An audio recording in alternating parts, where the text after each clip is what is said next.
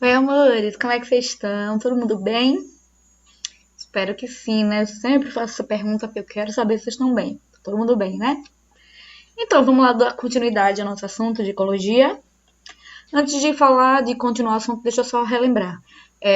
Eu falei pra vocês na aula passada que eu me passei e acabei não colocando esse assunto na apostila, né? Todo ano eu colocava o assunto todo na apostila do primeiro semestre. E aí, não sei por que esse ano eu não coloquei. Eu acho que é porque ficavam muitas páginas. E aí, quando fui fazer do segundo semestre, eu só botei a revisão, que era o que eu já estava acostumada. Enfim, acabei realmente passando. Eu botei para vocês lá na plataforma, certo?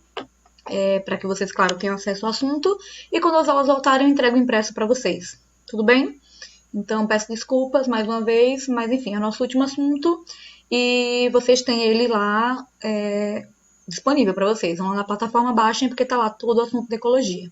Certo? A gente falou na aula passada dos conceitos iniciais, né?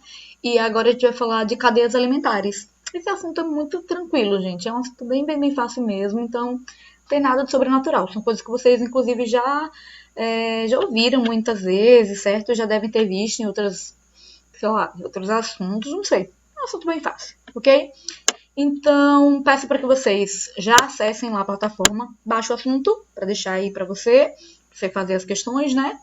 E para que vocês também respondam as questões da apostila, inclusive desse material, né? Quando eu falo apostila, desse material que eu vou enviar, que seria o que estaria na apostila, eu botei muitas questões de marcar X para vocês resolverem. E no nosso encate dessa semana, né? Você vai assistir as aulas na segunda, na terça, no encate, a gente vai dar as respostas daquelas questões, desse assunto, deu para entender? Eu vou botar tudo direitinho na plataforma, quando você acessar você vai entender, ok? Essa semana eu não vou botar aquelas perguntas abertas, não. Vai ser da própria apostila. Tranquilo? Então vamos lá. Ó.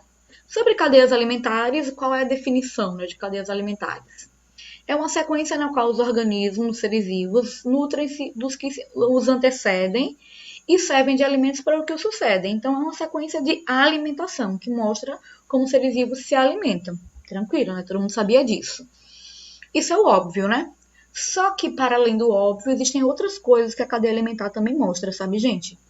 A cadeia alimentar, além de mostrar a alimentação, ela também quer mostrar transferência de matéria e energia. Então, eu esqueci aqui, é um S, ó. Em vez de ser transferência, tá transferência, enfim.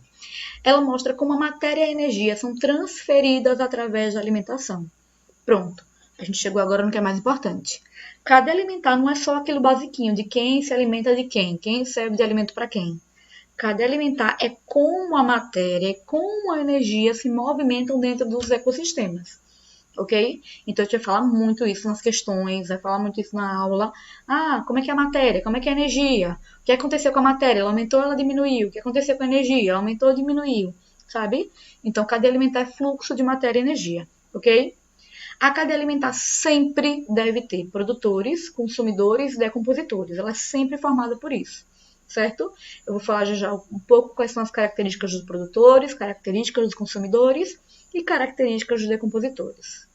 Cada etapa da cadeia é chamada de nível trófico. Gente, uma cadeia ela pode ter vários níveis, ok? O primeiro que vai aparecer, que é sempre o produtor, é o primeiro nível trófico. Depois do produtor, você não vê que tem consumidores. Aí cada consumidor que aparecer vai ser um nível. Então, segundo nível trófico, terceiro nível trófico, quarto nível trófico, ok? Já aproveito aí para dizer para vocês, gente, as cadeias alimentares elas tendem a ter um tamanho limitado, certo? Então, geralmente elas têm 4, 5, no máximo 6 níveis tróficos. E olha lá, é até difícil pensar numa com 6 níveis tróficos. Esse tamanho limitado é porque a matéria e a energia estão passando ali. Então, quando o produtor produz a matéria, ele vai passar para o consumidor primário, para o segundo nível trófico, né? Para o outro nível trófico, para o outro, e essa matéria vai sendo perdida. A mesma coisa acontece com a energia. Então, já guardem aí uma informação importante. Cadeias alimentares tendem a ser limitadas. Elas tendem a ter um tamanho pequeno, ok? Vocês vão ver que existem as teias alimentares, que são bem diferentes. As teias alimentares não, elas são muito maiores. Elas, inclusive, mostram muito mais a realidade do que uma cadeia alimentar, sabe? Mas, enfim, o que eu quero que vocês lembrem é que cadeia alimentar é limitada, ok? Ela tem quantidade de níveis tróficos limitadas. Então, tem aí uma cadeia alimentar básica. Ó, Toda a cadeia alimentar tem que ter um produtor, que é o primeiro nível trófico, ocupa o primeiro nível, né?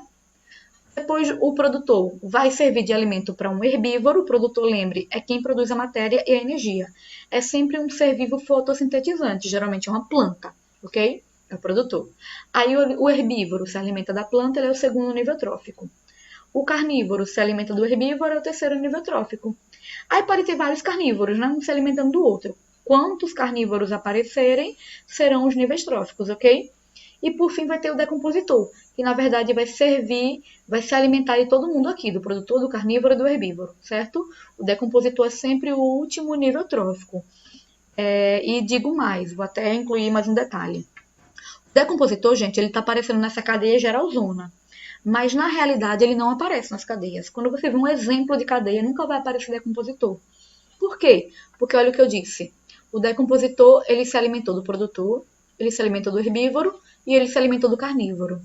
Tem lógica uma setinha só aparecer entre carnívoro e decompositor? Não, né? Tá parecendo que ele só se alimentou do carnívoro, né? Então, na verdade, deveriam ter setinhas de todo mundo para o decompositor. Mas isso não acontece porque ficaria muito feio, muito complexo, né? Desnecessário. Então é melhor nem botar o decompositor. Ele tá sempre nas cadeias alimentares, mas ele nunca aparece, certo? Então é até uma pegadinha às vezes. Às vezes vem a cadeia bonitinha e pergunta, podem haver fungos e bactérias, que são os decompositores, agindo nessa cadeia? A resposta é sim, mas você não vai ver lá escrito, fungos e bactérias. Tudo bem?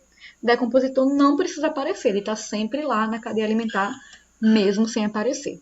Tudo bem? Gente, então já aproveitando. Então, nível trófico é a sequência com que aparece. Além de nível trófico, existem níveis de consumo.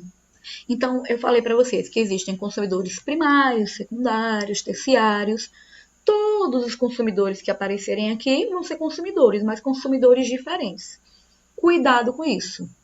Por quê? Porque muitas vezes aparece assim, deixa eu inventar uma questão. Digamos que um leão, ele é um consumidor terciário. Ele é o terceiro consumidor de uma cadeia. Aí pergunta para você, qual é o nível trófico que o leão vai ocupar? Aí muita gente pode pensar, consumidor terciário, ele vai ser terceiro nível trófico. Parece que é assim, né? Mas na verdade não, isso é errado. Um consumidor terciário, ele ocupou o terceiro nível de consumo, né? Tem um consumidor primário, secundário e terciário. Só que lembre que antes do consumidor sempre tem que ter um produtor.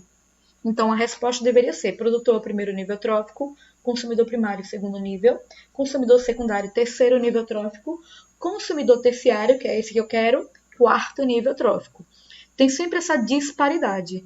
O nível de consumo é sempre diferente do nível trófico. Deu para entender? O nível trófico é sempre um nível maior do que o nível de consumo. Como está acontecendo aqui, O herbívoro é o primeiro nível de consumo, é o primeiro consumidor primário, enquanto ele ocupa o segundo nível trófico.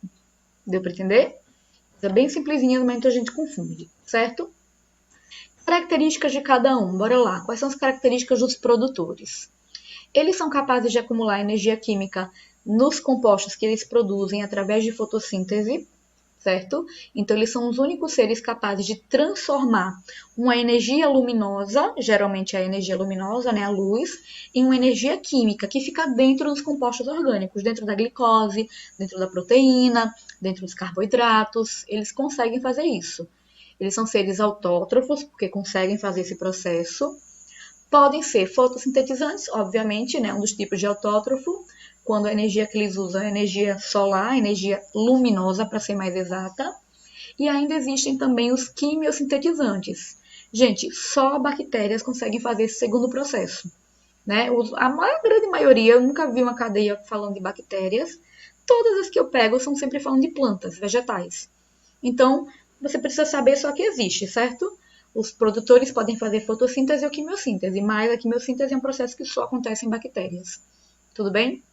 Quem são os consumidores? São organismos heterótrofos que não conseguem produzir a própria matéria orgânica, então eles vão procurar os produtores ou outros consumidores para se alimentar. Tudo bem? Já os decompositores, eles também são consumidores, mas são consumidores especiais. São representados por fungos e bactérias, como eu falei há pouco, né? Vão fazer uma coisa muito importante na natureza. Eles não aparecem na cadeia, mas eles são extremamente importantes. Aí o que eles vão fazer? Eles vão promover a decomposição da matéria que não serve mais, da matéria morta, da matéria orgânica morta, e transformar essa matéria complexa, que é orgânica, em uma matéria mais simples, que é inorgânica. Só eles conseguem fazer isso na natureza.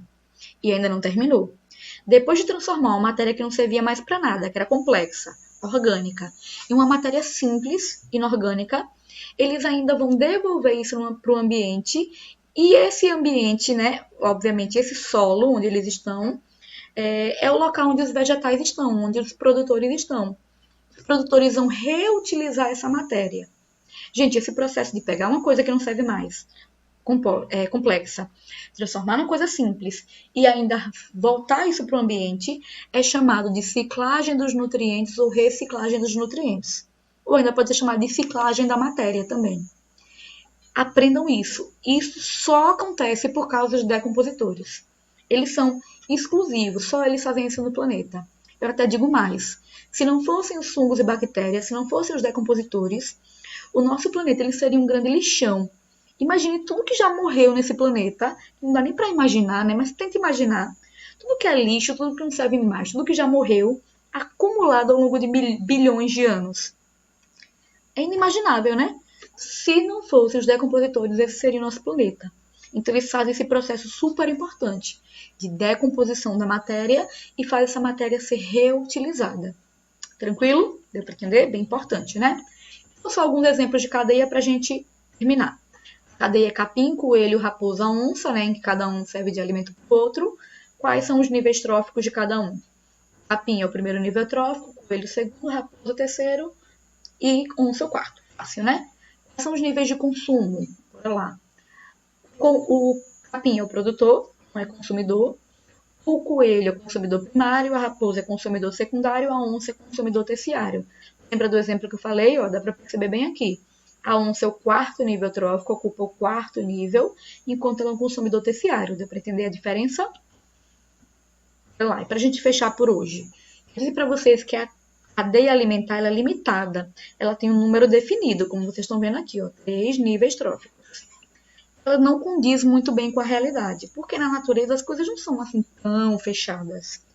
Eu posso dizer que o que condiz mais com a realidade são as teias alimentares, gente. As teias alimentares são um entrelaçamento de várias cadeias. Então, na natureza é assim. Na natureza, um consumidor se alimenta do outro, que se alimenta do outro, e tudo está lá conectado, né? Não é tão fechadinho. Não é como está acontecendo aqui. O coelho serve de alimento para raposa. E raposa só pode comer coelho? Não, né? Então, a teia alimentar tem essa ideia de entrelaçar várias cadeias. Atenção! Uma coisa muito importante na teia alimentar. O mesmo indivíduo ele pode ocupar mais de um nível trófico na teia alimentar. Tudo bem? Isso é muito, muito, muito importante. Então, eu vou dar o exemplo aqui ó, do tubarão. Observem comigo o tubarão. O tubarão ele vai ocupar mais de um nível trófico. Vamos tentar encontrar isso. Ó, eu tenho aqui fitoplâncton, que é a base da cadeia alimentar, são microalgas, é o produtor, primeiro nível trófico. Zooplâncton, segundo nível trófico. Um peixinho pequeno aqui, terceiro nível trófico. Um peixinho maior, quarto nível trófico, que está servindo de alimento para o tubarão. Quinto nível trófico, já encontrei um, ok? Quinto nível, tranquilo? Vou achar agora outro para você perceber que ele pode ocupar mais de um.